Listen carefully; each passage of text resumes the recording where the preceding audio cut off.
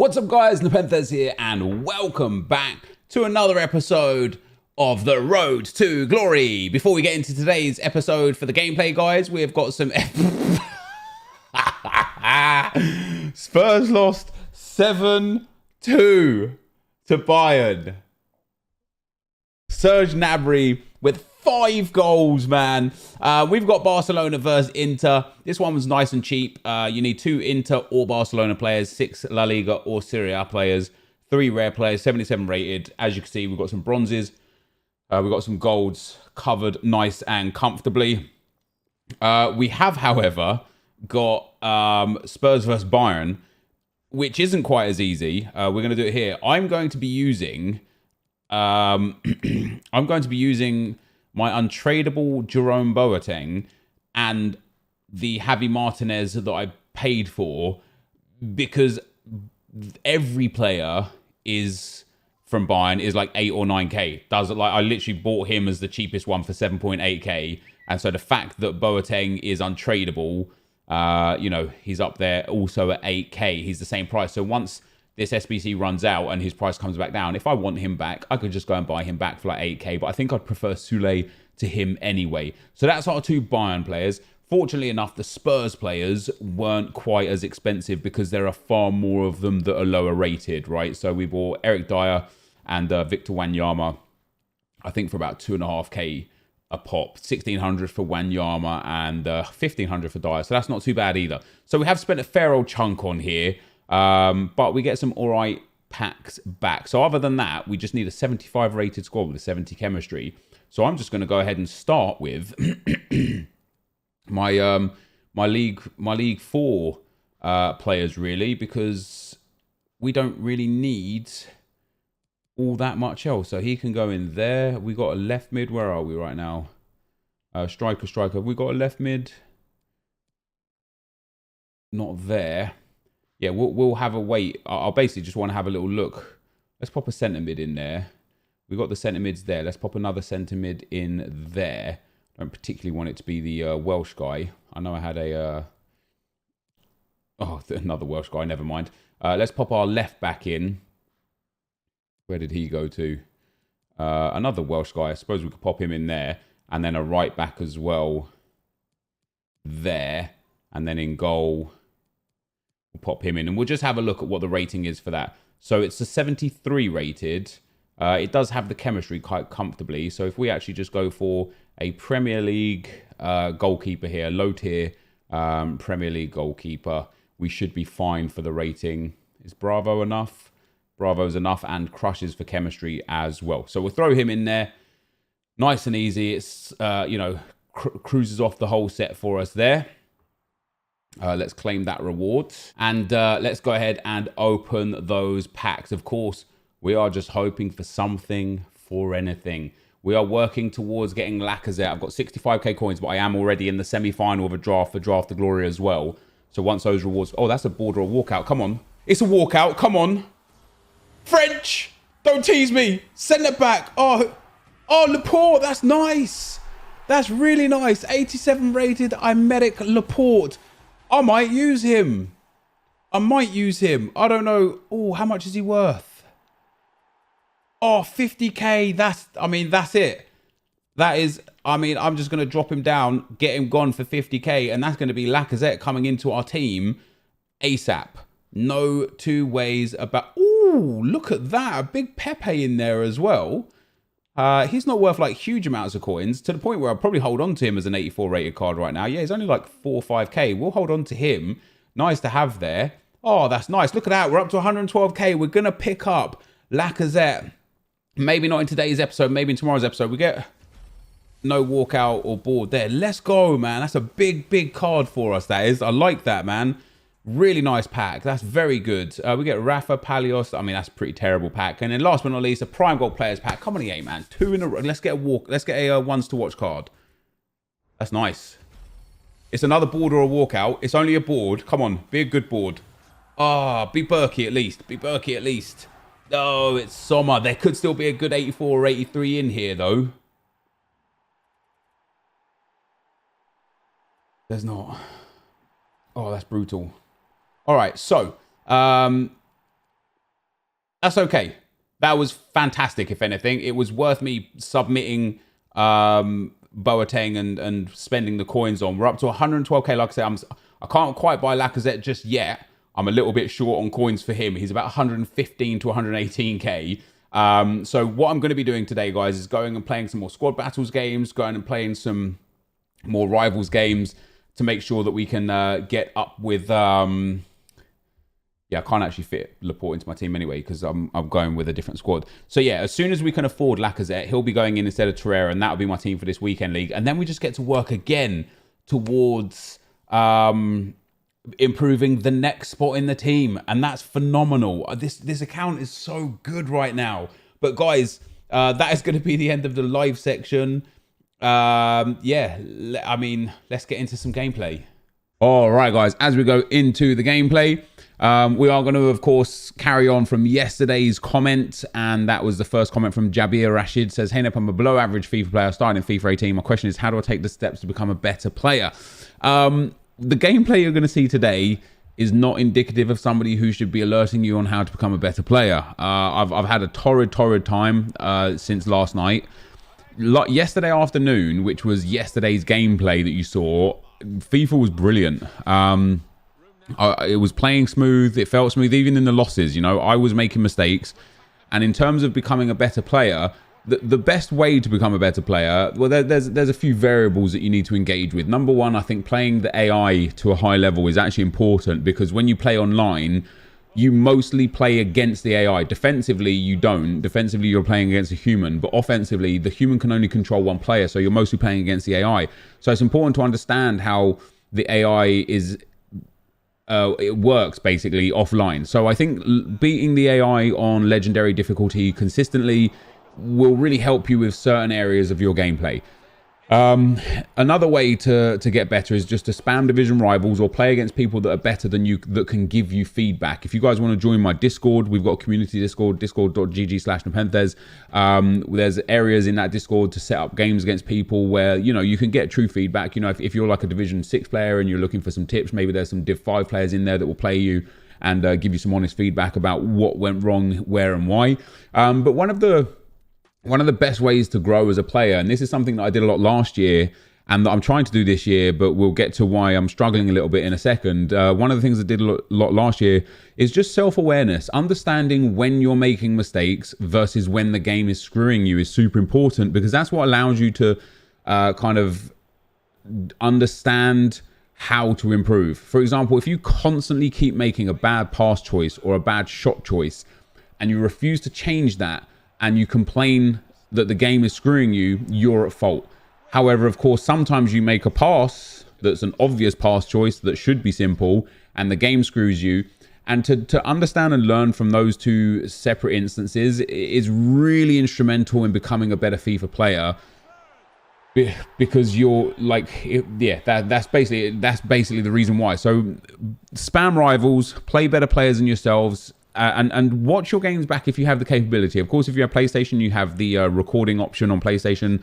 You can record the last 15 minutes. So play a game, record the last 15 minutes, just watch it back. And when you watch games back, you'll see so many things where you're like, oh, I did a pass out to the right mid. I had 3 players over. I could have come down left and had more opportunities there. Or you'll start seeing, oh, every time my player is in my final third, I'm switching into my defenders. He's breaking through too easily, and it's causing me to concede too many goals. And then you can start to rectify those mistakes. Now, don't get me wrong, it is hard to rectify those mistakes, especially if you're a player that's been playing FIFA for a long time, or if you've just been playing video games for a long time. You get set in your ways with your muscle memory, and to retrain that muscle memory is very, very difficult. So it takes a lot of practice, and you'll probably concede a lot more goals and lose a lot more off the back of that. But eventually it will have a positive impact for you. So those are the ways that I would say to get better. Now, the problem with this game that we've had this year, I've tweeted about it a few times today, and I was delighted to see that a lot of the pros were like kind of almost agreeing with what I was saying. Rivals has just horrific gameplay. For me personally, and for a lot of others, there are some that are experiencing some good gameplay, but Rivals for me, as I said, yesterday when I was playing Rivals, it was beautiful. I won 3 and I lost 2. And in those 2 losses, I can hands down attribute the loss to me just making stupid errors. And I love that because that's where I can see, okay, I need to get better in that aspect of my game, whether it's defending, whether it's attacking, my speed of play, which is definitely an issue. Like I take way too long on the ball when I attack. It allows the people that are using one depth drop back to get back in time and then just have 8 men in the box, and it becomes a struggle to score a goal for me. I need to be far more creative, far more quick, a lot quicker with the way I go up the field. And so I'm taking steps to improve that area of my game. However, today on Rivals, this gameplay that you're seeing here, I had the most just unresponsive gameplay I've ever had in any FIFA ever. And some of these games were from last night. 5 games from last night where I think I lost all 5 of them in a row. And then I think 4 or 5 games from this afternoon where I won 2 of them and I lost 2 of them. And even in the 2 games that I won, it just was not a fun experience. And I know last year I was very much against the, I know that delay exists. I know input delay exists. I know server connections are an issue. And I know I never experienced it to a relatively high degree. Maybe 1 in 50 or 1 in 100 games, I personally experienced it. And I also feel like a lot of people did use that as an excuse as to why they were losing. And I know that people are probably saying that what I'm saying here now is me just using it as an excuse as to why I'm losing. And that's why I kind of preface this with the fact that I know that there are areas of this game where I need to improve in dramatically. I know why I'm conceding certain goals. I know why I'm not scoring certain goals, and I'm working on those areas. But when you have an unresponsive game, it's not even about delay. It's at some points, it's just not even recognizing input, specifically for passing and skill moves. And drag backs for me is a big one. I try and do drag backs a lot, and the player just turns around, doesn't drag back or anything. And it just throws you off your game. And so it's not recognizing or registering a lot of what I'm doing. And so I tweeted about it today, expecting to get met with the typical responses on Twitter of, get good, learn how to play, AI defending can't save you anymore. Not that I was specifically an AI defender. In fact, quite the contrary. I manually defended last year as well, to my detriment. And I was expecting a lot of negative responses from me almost complaining about the gameplay. And what I was met with was an outpour of like people supporting my comments, an outpour of people agreeing with the fact that this game is horrific to play in FUT Rivals. As I say, a lot of the top prominent pros, Huge Gorilla, Footwiz Jamie, CC Season, all like a fair other few pro players messaging me and just agreeing, how the difference between Rivals and Draft is night and day for gameplay. And when I look at my draft record, I've played 6 drafts now. I've won 3. I lost in the final in 1. And I quit in the first round in 1. So if we even ignore that one draft where I quit in the first round on purpose because it was just interfering with video, I'm 4 finals from 5 drafts. So it's not necessarily my abilities that are the issue, but the gameplay does feel different. And so I tried to initially rationalize what was the problem. Maybe it's because I'm on a road to glory and I'm coming up against so many quality teams. Granted, some of the teams I'm coming up against aren't way above and beyond mine. Some of them are on level par. I don't really come up against teams that are worse than mine. But I experienced a lot throughout this last couple of days that I need to change my style of team. I've got Pookie up front. I can't have that. I need to get a pacey midfielder. I've got right now. I've actually got Rodri in the team here. You guys will see the changes a bit more tomorrow. But I can't have Rodri in my team. I need fast, strong players in the midfield. I need fast players in the back line, and I need rapid, fast players up front because this game is too overly reliant on pace and through balls. And you see most of the goals I concede are me just getting done through the middle, just with one pass straight through the middle, and then boom, it results in a goal. So, it's this game for me right now, and the gameplay for me right now has got to be one of the most unenjoyable experiences I've ever had in FIFA. And that's sad. So it's very hard right now to learn how to get better when at this point in FIFA, I don't know on a game-to-game basis whether it's me that's the issue or the game that's the issue. And if it was always known that it was always me that was the issue, I'd be happy with that. No problem at all. If I'm always the problem, I can learn, I can adapt, I can grow as a player. But when, like I say, you don't know whether it's you, whether it's the game, whether it's a combination of the two, it's just really hard to learn how to improve and grow. So I don't envy anyone trying to learn how to play this game right now, because it is an absolute mess. And I've gone from not looking forward to rivals to champs, to really looking forward to champs, to really not looking forward to champs this weekend, man. I have a feeling that the rage of FIFA 17 may be back upon us, because I'm not enjoying my experience on the game right now. A few more comments for today's video. On this whole note of tactics and stuff like that, Graham says, just because a tactic is the easiest not to concede with, it doesn't make it meta. Actually, it really does. The definition of meta in the gaming industry in today's world didn't stem from this, but this is what it's turned into. It literally stands for the most effective tactic available. META, meta. So if it is the easiest not to concede with, it is absolutely categorically the meta. It is the most effective way to not concede goals. Therefore, by definition, it is meta. He then says every year people use the most cowardly tactics and exploit the worst elements of the game and act like their hands are tied. Because they are. When you get to a level on FIFA where you're no longer playing casuals that don't understand the meta, your hands are tied. You have two options. You either play the way that they play so that you can get wins, or you just understand that you're going to lose game after game after game because you're playing a different game to somebody else. It's that whole knife to a gunfight thing. If you're playing COD and you run around with knives only, and you're like, oh man, this is so unfair. These guys are using guns and I'm only using knives. Why do I keep getting shot all the time? Stop using knives. Start using guns. That way you're on a more fair level playing field. Similar in FIFA. If somebody's constantly using one depth drop back and you're using, high press and 5 balance, and you're constantly getting done on the counter, it's to sit there and complain about people, oh, he keeps doing this. That's not going to change the fact that people are going to keep doing that to you. You've got to work with it. You've also got to sit deep, make sure that you don't get caught on the counter and play the game like that. He says you always have a choice. Own it. You do have a choice, but the choice is, as I said, in my experience, and I think a lot of people's experience, the choices are you either play like them, if you can't beat them, join them. Basically, you either play like them and do better and get more wins and become a better FIFA player, not a better football player, but a better FIFA player, or you don't and you suffer the consequences. And he says there is a difference, by the way, a mechanic being the most effective and a mechanic simply being the easiest to get good at quickly. No, they are the same. An effective mechanic is usually the one that is easy to get good at quickly. There are potentially some anomalies to that, but they are few and far between and usually not worth the time and effort because there are more effective tactics available, hence the meta. The next comment is from the hip. He says EA are just keeping with the standards set by other games. Madden's objective approach is very similar. Daily objectives are the slow grind that builds towards the long-term success. Having everything right now hurts the game.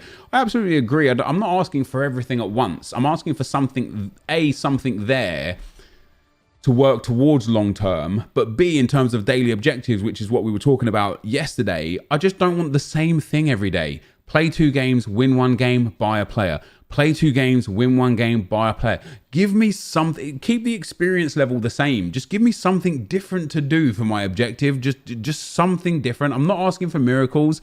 I just want something different. The next comment is from A. McPhee. Says, I get the argument for hardcore players, but as a counter to that, with the game is already very much pay to win, and by adding more objectives that would be out of reach for the common player base would even further put them at a disadvantage. On the topic of challenges, I think it would be cool to have a specific game mode that forces players under the restrictions of a challenge brings. End on belly 1 to watch games would have been more fun if I didn't have to play try-hard squads every game and grind for the wins. So I'm all for giving casuals and the level above casuals and then, consistent players and hardcore players and super hardcore players things, but I don't want EA to take away the things that they're putting in the game for casuals. I just wish they would add more for the hardcore grinders, and because of the way FIFA has been set up the last couple of years, it won't impact casuals other than in the very, very early stages of FUT champs when matchmaking is still a little bit random, because your hardcore players are in divisions 1, 2 and 3, and even to a degree 4, 5 and 6, and then it starts getting far more casual the less you go down. Now, if a hardcore player has earned themselves an incredible season objective player, you're not going to start coming up against them in division 9 or division 8 because they don't exist there. They wouldn't have been able to actually achieve that. So by adding something for the hardcores, it doesn't inherently remove the ability or the gaming experience for the casuals. It would just be nice to have something. As I say, like, I think a lot of people, I read in the comment section from the last video as well, a lot of people have already completed all of the season objectives and don't even play the game as much as me, because once you've got something to work towards, it's nice to work towards it. You finish working towards it, and then before you know it, you're in a position where you've done everything, and now where do you go? So it's not necessarily a case of having everything now. It's more about being constantly working towards the greater good. And there isn't much of that in FIFA. And I do think that games like Madden and specifically NBA and such have those in mass. But that, guys, is going to be the end of the video for today. If you did enjoy it, be sure to leave a like, rate, and comment, subscribe to my channel if you haven't already. But for now, guys, I'm out. Peace.